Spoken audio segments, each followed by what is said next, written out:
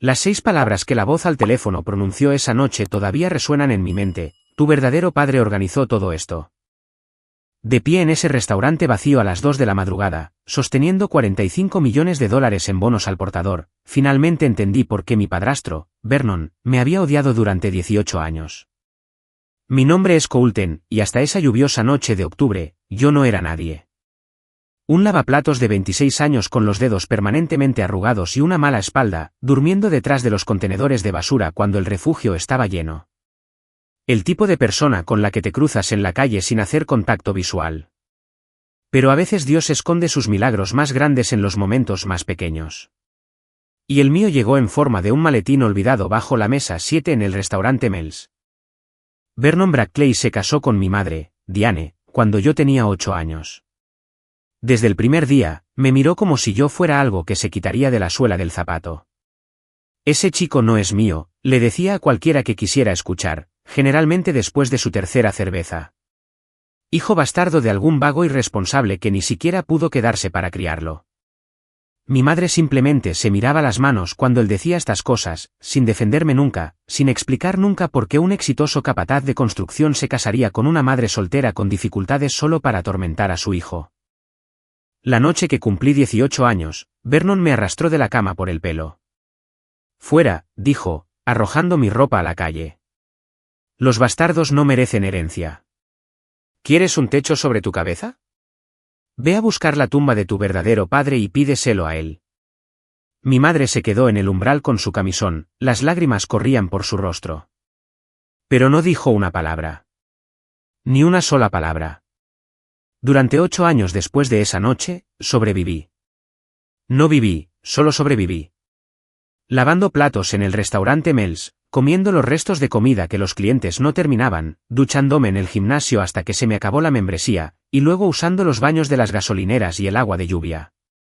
Me volví invisible, el tipo de persona que la sociedad finge que no existe.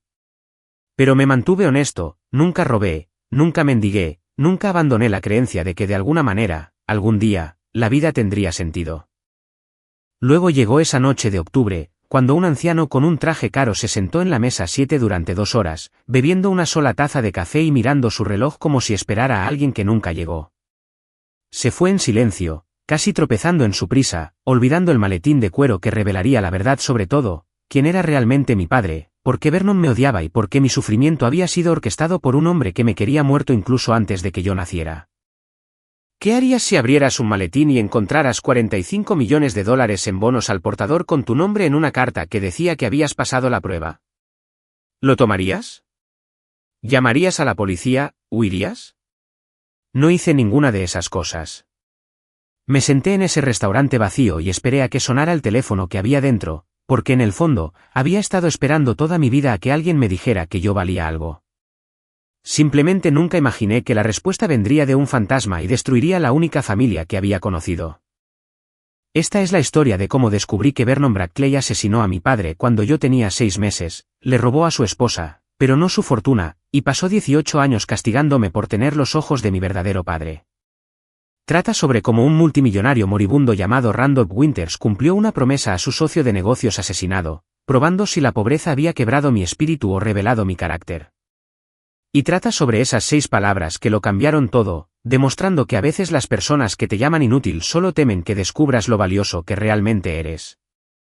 Había estado lavando platos en el restaurante Mel's durante 3 años, mis manos permanentemente arrugadas por el agua caliente y el jabón áspero. Cada noche, frotaba platos hasta que me dolía la espalda, luego caminaba hasta el refugio para personas sin hogar si tenían camas, o encontraba un portal cálido si no las tenían. Esta era mi vida a los 26. No era exactamente el sueño americano que mi madre una vez me prometió cuando me arropaba en la cama de niño. La noche en que todo cambió comenzó como cualquier otra. La lluvia de octubre golpeaba las ventanas mientras yo me abría paso entre montañas de platos grasientos en la cocina trasera. El lavavajillas industrial rugía como una bestia, el vapor subía y me dejaba la cara resbaladiza de sudor. Mi gerente, Héctor, mantenía la radio encendida, poniendo canciones antiguas que me recordaban tiempos mejores, antes de que Vernon se casara con mi madre cuando yo tenía 8 años, antes de que la convenciera de que yo no era más que una carga que comía su comida y respiraba su aire. Colton, eres un buen chico, dijo Héctor esa noche, apoyado en el marco de la puerta, mirándome trabajar. Estaba fumando, aunque iba en contra de las normas. Pero a las 2 de la mañana, a nadie le importaban las reglas. Me recuerdas a mí mismo hace 30 años. Mantén la cabeza en alto, muchacho. Él no sabía que yo había estado durmiendo detrás del contenedor de basura durante la última semana después de que me echaran del refugio por defender a un anciano llamado Walter de unos ladrones. 3 tipos más jóvenes habían acorralado a Walter tratando de robarle su cheque de beneficios de veterano. Intervine y recibí una paliza por ello, pero Walter conservó su dinero. El refugio tenía una política de tolerancia cero con la violencia, incluso la de tipo protector. Así que volví a las calles. Gracias, Héctor, dije, cargando otra rejilla de platos. Solo intento sobrevivir otro turno. Haces más que eso, dijo, apagando su cigarrillo. Llegas a tiempo, nunca te quejas, nunca robas comida como los otros que creen que no me doy cuenta. Eso significa algo. El restaurante estaba casi vacío esa noche.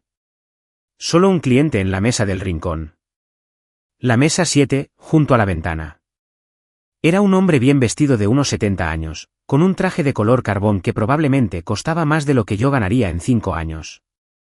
Su pelo plateado estaba perfectamente peinado a pesar de la lluvia, y tenía el tipo de postura que hablaba de servicio militar o de una crianza con dinero de toda la vida. Llevaba 2 horas con la misma taza de café, consultando de vez en cuando un caro reloj de oro y mirando hacia la puerta como si esperara a alguien importante. Noche extraña para una reunión, observó Héctor. El tipo lleva aquí desde medianoche. Pidió un café y dejó una propina de $100. Quizás lo dejaron plantado, sugerí, rociando otra pila de platos. A su edad, es más probable que alguien no venga a despedirse, dijo Héctor sombríamente. Se le ve en la cara. Esa es la mirada de un hombre al que se le acaba el tiempo. Observé al anciano a través de la ventana de servicio. Sus manos temblaban ligeramente al levantar la taza, y había algo en sus ojos que reconocí, una profunda tristeza mezclada con determinación. Había visto esa mirada en el espejo muchas veces. Alrededor de las 2:15, el hombre se levantó de repente, se puso un caro abrigo de lana y se dirigió a la puerta. Se movió rápidamente, casi con urgencia, como si hubiera tomado una decisión importante. La campana sobre la puerta sonó cuando salió a la lluvia, y lo vi desaparecer en la noche, su silueta mezclándose con la oscuridad. Bueno, me voy, anunció Héctor, poniéndose la chaqueta. ¿Puedes cerrar tú solo? Siempre puedo, respondí. Era nuestra rutina. Héctor me confiaba las llaves y la caja registradora, aunque sabía que no tenía hogar. Ese tipo de confianza era raro, y nunca quise romperla. Después de que Héctor se fuera, terminé los últimos platos y comencé mi rutina de cierre. Fregar los suelos, limpiar las encimeras, apagar las cafeteras, contar la caja. La lluvia había empeorado, tamborileando contra las ventanas como si intentara entrar. El restaurante se sentía diferente cuando estaba vacío, como si toda la soledad del mundo se hubiera reunido en un solo lugar. Fue entonces cuando lo vi. Un maletín de cuero metido bajo el asiento de la mesa 7, donde había estado sentado el anciano. Tenía un aspecto caro, con esquinas de latón y cerraduras de combinación que brillaban bajo las luces fluorescentes. Mi primer instinto fue correr tras él, pero ya se había perdido en la noche. Mi segundo instinto fue llamar a Héctor, pero sabía que probablemente ya estaría en casa y su teléfono despertaría a su hija enferma. Me quedé allí un minuto entero, solo mirando ese maletín. La lluvia golpeando las ventanas, el restaurante vacío zumbando con el sonido de los refrigeradores y el letrero de neón moribundo de afuera. A veces puedes sentir que tu vida está a punto de cambiar. Como estar al borde de un acantilado, sabiendo que estás a punto de caer, pero sin saber si volarás o te estrellarás. No tenía idea de que ese maletín contenía la respuesta a cada pregunta que alguna vez había tenido sobre mí, o que recogerlo desentrañaría 18 años de mentiras. 20 minutos después de que el anciano se fuera, me quedé paralizado frente a la mesa 7, mirando ese maletín de cuero como si pudiera explotar. Mi primer instinto fue correr tras él, pero ya se había perdido en la tormenta. La lluvia afuera se había vuelto violenta. Cortinas de agua inundaban las alcantarillas y convertían las calles en ríos. Recogí el maletín con cuidado. Era más pesado de lo que esperaba. El cuero era suave y caro bajo mis dedos arrugados por el agua de fregar. 2 cerraduras de combinación de latón lo mantenían cerrado, pero cuando las probé, ya estaban abiertas, con los números puestos en 0, 0, 0 en cada lado. O el anciano era descuidado o esto era intencional. Debería haberlo puesto en la caja de objetos perdidos detrás del mostrador. Eso es lo que haría cualquier persona normal. Guardarlo bajo llave, dar por terminada la noche, dejar que Héctor se encargara por la mañana. Pero algo me hizo detenerme. Quizás fue el peso, o los pestillos abiertos, o simplemente el hecho de que un hombre con un traje de $1000 se había sentado solo en un restaurante destartalado durante 2 horas solo para dejar esto atrás. Me senté en su mesa y lo abrí. El interior estaba forrado de terciopelo azul marino, impecable y perfecto. Montones ordenados de documentos de aspecto oficial llenaban la mayor parte del espacio. Cada fajo estaba sujeto con una cinta roja, como algo de un bufete de abogados. Encima de todo había un sobre blanco con 2 palabras escritas en una caligrafía elegante: por favor, lea. Mis manos temblaron mientras abría el sobre y desdoblé la carta que contenía. A la persona honesta que encuentre este maletín, si está leyendo esta carta en lugar de simplemente tomar lo que hay dentro, ya ha demostrado algo importante sobre su carácter. Estos bonos al portador son suyos para que se los quede, legal y moralmente. Suman un total de $45 millones y son completamente irrastreables. Considere esto como un pago por una vida de sufrimiento que no merecía. El teléfono en el bolsillo lateral sonará exactamente 20 minutos después de que se abra este maletín. Por favor, conteste. Su vida depende de que entienda la verdad. Lo leí 3 veces antes de que las palabras empezaran a tener sentido. Luego miré los documentos debajo de la carta. Bonos al portador. Los había visto en una película antigua una vez, donde el villano los robaba porque quien los posee físicamente es su dueño. Sin preguntas. Sin rastro de papel. Estos parecían reales, con marcas de agua y características de seguridad que captaban la luz cuando los inclinaba. $45 millones. Me levanté tan rápido que la mesa se tambaleó. Esto tenía que ser algún tipo de trampa o broma. Quizás un programa de telerrealidad, probando para ver qué harían las personas desesperadas. Busqué cámaras ocultas, pero solo vi las familiares baldosas manchadas del techo y las parpadeantes luces fluorescentes del restaurante Mel's. La voz de Vernon de repente llenó mi cabeza, tan clara como si estuviera parado justo detrás de mí. Los bastardos no merecen herencia. No eres nada, chico. Tu madre debería haberse deshecho de ti antes de que nacieras. Había gritado esas palabras la noche que me echó en mi 18º cumpleaños, su rostro morado de rabia mientras mi madre permanecía en silencio en el umbral, con los brazos cruzados como si estuviera sujetando su cuerpo para que no se desmoronara. Toqué uno de los bonos, pasando mi dedo por el sello en relieve. Se sentía real. Todo esto se sentía real, lo que lo hacía aterrador. La gente no deja simplemente $45 millones en restaurantes para que los encuentren los lavaplatos. Este tipo de dinero tenía que pertenecer a alguien peligroso. Traficantes de drogas, jefes de la mafia, gobiernos extranjeros. Tomarlo significaría huir para siempre, siempre mirando por encima del hombro. Pero, Dios, estaba tan cansado de no ser nada. Cansado de dormir en el frío, de comer sobras, de ser invisible. Este dinero podría cambiarlo todo. Podría conseguir un apartamento, ropa limpia, una cama de verdad. Podría volver a estudiar, convertirme en alguien que importara. Podría demostrarle a Vernon que se equivocaba en todo lo que había dicho sobre mí. Entonces me di cuenta del teléfono metido en el bolsillo lateral, un viejo teléfono de tapa que parecía nuevo, como un modelo de hace 15 años, pero nunca usado. La pantalla estaba oscura, pero cuando lo cogí, tenía la batería llena. Alguien había preparado esto con cuidado, deliberadamente. Miré mi reloj. Según la carta, sonaría en 5 minutos. Se me secó la boca. ¿Quién sabía que encontraría esto? ¿Cómo podían haberlo cronometrado tan perfectamente? El anciano se había ido a las 2:15, y ahora eran las 2:35. 20 minutos exactos. Me senté de nuevo, con el maletín abierto frente a mí. $45 millones en bonos esparcidos sobre la mesa de vinilo agrietado de un restaurante donde ganaba $11 la hora. El teléfono descansaba en mi palma, silencioso y en espera. Afuera, la lluvia golpeaba con más fuerza contra las ventanas y el letrero de neón parpadeó una última vez antes de apagarse por completo. 3 minutos hasta que sonara el teléfono. 3 minutos para decidir si iba a contestarlo o tomar el dinero y huir. 3 minutos para elegir entre la miseria segura que conocía y la peligrosa posibilidad de algo más. La tormenta afuera pareció detenerse, conteniendo la respiración junto conmigo, esperando a ver qué tipo de hombre era realmente cuando me enfrentaba a una elección imposible. El teléfono sonó exactamente cuando la carta decía que lo haría, un agudo trino electrónico que cortó el silencio del restaurante vacío como un grito. Lo miré fijamente durante 3 tonos, mi corazón latía tan fuerte que podía sentirlo en mi garganta. Al 4.º tono, contesté. No cuelgue, dijo la voz inmediatamente.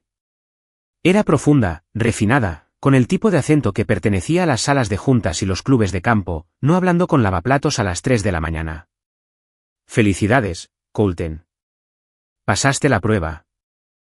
Escuchar mi nombre hizo que se me helara la sangre. ¿Qué prueba?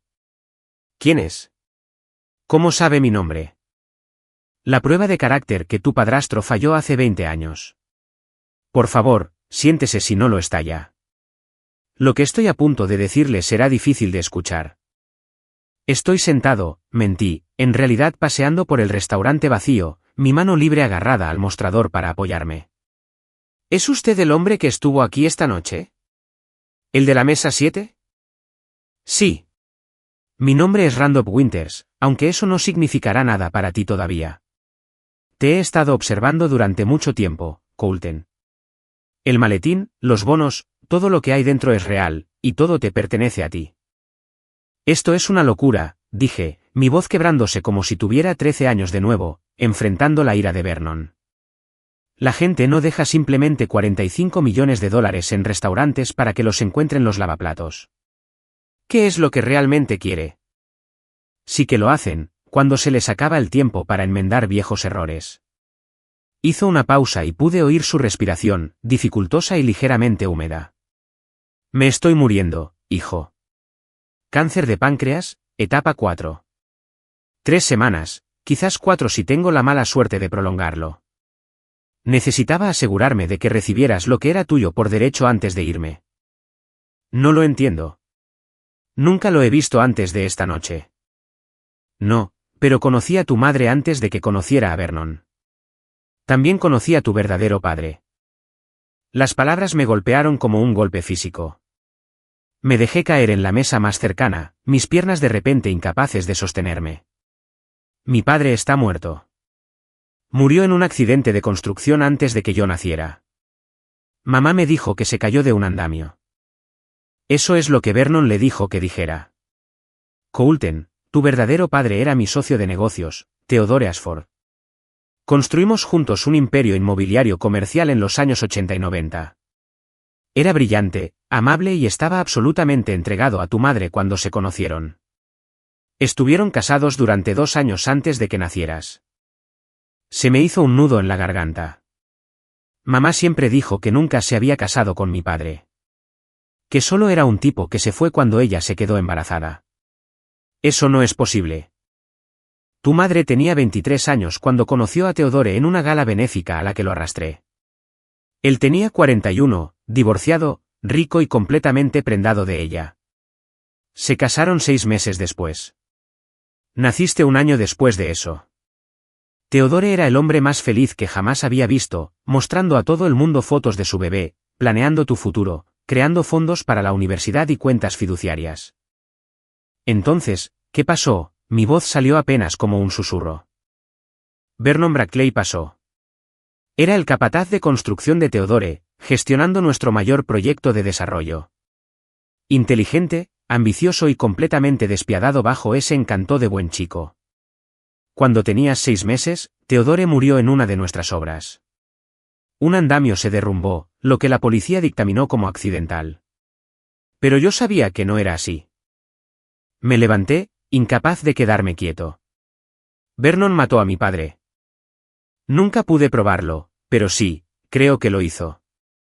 Vernon estaba allí esa noche, supuestamente trabajando hasta tarde. Las cámaras de seguridad fallaron misteriosamente. El andamio había sido inspeccionado el día anterior y pasó la prueba perfectamente. Luego Theodore cae 4 pisos sobre el hormigón. Y en 6 meses, Vernon está consolando a tu madre afligida, diciéndole que Theodore tenía deudas masivas, que el patrimonio estaba en bancarrota, que necesitaba su ayuda. Pero el dinero, estos bonos. Theodore era más listo de lo que Vernon creía. Mantuvo su verdadera riqueza oculta en cuentas en el extranjero, bonos al portador y propiedades a nombre de empresas fantasma. Me había pedido que fuera el albacea de su verdadero patrimonio si algo le sucedía. Pero cuando intenté acercarme a tu madre después de su muerte, Vernon ya la había envenenado en mi contra, le dijo que estaba tratando de robar a una viuda y a su bebé. Ella se negó a verme. Mi mente recorrió los recuerdos de mi infancia. Vernon apareciendo cuando yo tenía 7 años, casándose con mamá cuando tenía 8, el odio inmediato en sus ojos cada vez que me miraba. Él sabía quién era yo. Sabía que yo era el hijo de Theodore. Se enteró después de que se casaron. Tu madre se lo soltó una noche después de beber demasiado vino. Fue entonces cuando comenzó el abuso, ¿verdad? No podía soportar mirarte, sabiendo que eras el hijo de Theodore, sabiendo lo que había hecho para conseguir a tu madre, solo para descubrir que aquello por lo que había matado, el dinero, estaba fuera de su alcance. ¿Por qué no me ayudaste antes? La ira se mezcló con la confusión en mi pecho. Si sabías todo esto, ¿por qué dejarme sufrir durante 18 años? Esa es una pregunta justa, y no tengo una respuesta perfecta, dijo Randolph, su voz pesada de arrepentimiento. Ven a la oficina de mi abogado mañana a las 9. Brennan y Asociados, en el centro, en la calle Cuarta. Trae el maletín. Hay más que contarte, más que mostrarte, incluyendo pruebas de todo lo que estoy diciendo. Los bonos son solo el principio de lo que tu padre te dejó. Espera, dije, agarrando el teléfono con más fuerza. Dijiste que Vernon falló la misma prueba hace 20 años. ¿Qué prueba? Randolph tosió. Un sonido áspero que hablaba de una enfermedad grave. Hace 18 años, cuando cumpliste 8 y Vernon acababa de casarse con tu madre, intenté una última vez hacerte llegar tu herencia. Sabía que acercarme directamente fracasaría, así que puse a prueba el carácter de Vernon. Dejé un maletín en su camioneta con $5 millones en bonos al portador y una carta similar. El teléfono que había dentro estaba programado para llamarme. ¿Qué pasó? Tomó el dinero sin leer la carta, sin contestar el teléfono. Cambió esos bonos en una semana a través de contactos criminales que tenía. Ese dinero le compró la casa en la que creciste, los coches que conducía, la vida cómoda que construyó sobre la sangre de tu padre. Pero nunca encontró la verdadera fortuna de Theodore porque falló la prueba de la honestidad humana básica. Se me revolvió el estómago. La casa de la que me habían echado, el lujo que Vernon había ostentado sobre mí mientras me llamaba inútil, todo comprado con dinero destinado a probar si se podía confiar en él para mi herencia. Robó al hijo de su víctima asesinada. Sí. Y fue entonces cuando supe con certeza que había matado a Theodore. Un hombre inocente habría entregado ese maletín a la policía, o al menos habría contestado el teléfono para entender lo que estaba pasando. Solo un hombre culpable toma dinero manchado de sangre sin hacer preguntas. Entonces, ¿por qué ponerme a prueba de la misma manera?, pregunté, mirando el maletín lleno de bonos. ¿Por qué no darme mi herencia directamente? Porque necesitaba saber si años de abuso habían quebrado tu espíritu o revelado tu carácter. Tu padre creía que el verdadero valor se muestra en momentos de elección moral, cuando nadie está mirando. Podrías haber tomado esos bonos y desaparecido esta noche. En cambio, leíste la carta y contestaste el teléfono, tal como lo habría hecho Theodore. Oí una puerta abrirse al otro lado de la línea. Voces apagadas en el fondo. Señor Winters, dijo alguien, es hora de su medicación. Un momento, les dijo, y luego volvió a mí. Coulten, hay algo más. La razón por la que pude vigilarte todos estos años, saber dónde trabajabas, saber cuándo encontrarte solo. Walter, el anciano del refugio al que defendiste la semana pasada, no es un veterano cualquiera. Mi corazón se detuvo. ¿Qué? Es mi hermano. Ha estado cuidando de ti durante 3 años, viviendo en las calles para estar cerca de ti sin levantar sospechas. Cada historia que te contó sobre su vida, su servicio en Vietnam, su familia perdida, todo es verdad, pero eligió estar allí para asegurarse de que estuvieras a salvo cuando yo no podía estarlo. Pensé en Walter, sus ojos amables, la forma en que siempre parecía aparecer cuando las cosas se ponían realmente mal, la vez que compartió su último trozo de comida conmigo, la noche que me convenció de no saltar del puente cuando todo parecía sin esperanza. Renunció a todo para cuidarme. Se ofreció voluntario. Dijo que cualquier chico que fuera hijo de Theodore merecía ser protegido. Él fue quien me llamó cuando Vernon te echó. Él fue quien se aseguró de que consiguieras el trabajo en el restaurante Mel's, convenció a Héctor de que te diera una oportunidad. Ha sido tu ángel de la guarda, durmiendo en el frío a tu lado. Las lágrimas me quemaron los ojos. Todos esos años sintiéndome solo, abandonado, inútil, y había habido gente observando, cuidando, planeando este momento. ¿Por qué no me dijiste la verdad hace años? Vernon tiene conexiones, peligrosas, de sus días en la construcción, algunas legítimas, otras no. Si de repente hubieras conseguido dinero como adolescente o incluso como joven adulto sin pruebas de los crímenes de Vernon, podrías haber tenido un accidente igual que tu padre. Pero ahora me estoy muriendo, y los muertos son excelentes testigos. Mi testimonio ya está grabado, sellado y entregado al fiscal del distrito. Vernon será arrestado en cuestión de días por asesinato. Después de todo este tiempo, he pasado 18 años reuniendo pruebas, registros financieros que demuestran que sabía de las reuniones de Theodore la noche que murió, testigos que lo oyeron hablar de la hermosa esposa de Theodore antes del accidente, el ingeniero forense que contraté que demostró que el andamio fue saboteado deliberadamente. Y ahora, con mi testimonio sobre los bonos que robó, tenemos prueba del móvil. Tu madre será llamada a testificar sobre cuando entró Vernon realmente en vuestras vidas, antes de la muerte de tu padre, no después, como afirmaron. El peso de todo se me vino encima. Toda mi vida había sido moldeada por un asesinato del que nunca supe, por un hombre que mató a mi padre y luego me torturó por existir. Mi madre lo sabía. No, ella también es una víctima, a su manera. Vernon es un maestro manipulador. La convenció de que tu padre estaba arruinado, de que yo era un enemigo, de que estabas mejor olvidando que Theodore existió. Pero ahora tendrá que enfrentarse a la verdad, y ese ajuste de cuentas os pertenece a ambos. Las 6 palabras que dijiste que me helaron la sangre, dije lentamente. Tu verdadero padre organizó todo esto. ¿Quieres decir que mi padre sabía que estaba en peligro? Organizó este plan de contingencia antes de morir. Theodore no era tonto. Sintió que algo iba mal en sus últimas semanas. Me dijo que si algo le pasaba, me asegurara de que su hijo supiera que era amado, deseado y que se había provisto para él. Estos bonos, esta prueba, este momento, todo fue idea suya. Incluso desde la tumba, tu padre encontró una manera de salvarte. A la mañana siguiente, entré en las oficinas de Brennan y Asociados llevando ese maletín como si contuviera una bomba. El guardia de seguridad miró mi ropa manchada de lavaplatos y empezó a decir algo, pero el propio señor Brennan estaba esperando en el vestíbulo.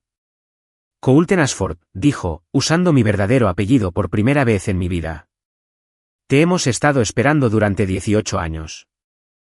La sala de conferencias estaba llena de documentos, fotografías y archivos que contaban la historia de la vida y muerte de mi padre. Estaba el certificado de matrimonio de mis padres, que demostraba que estaban legalmente casados cuando yo nací.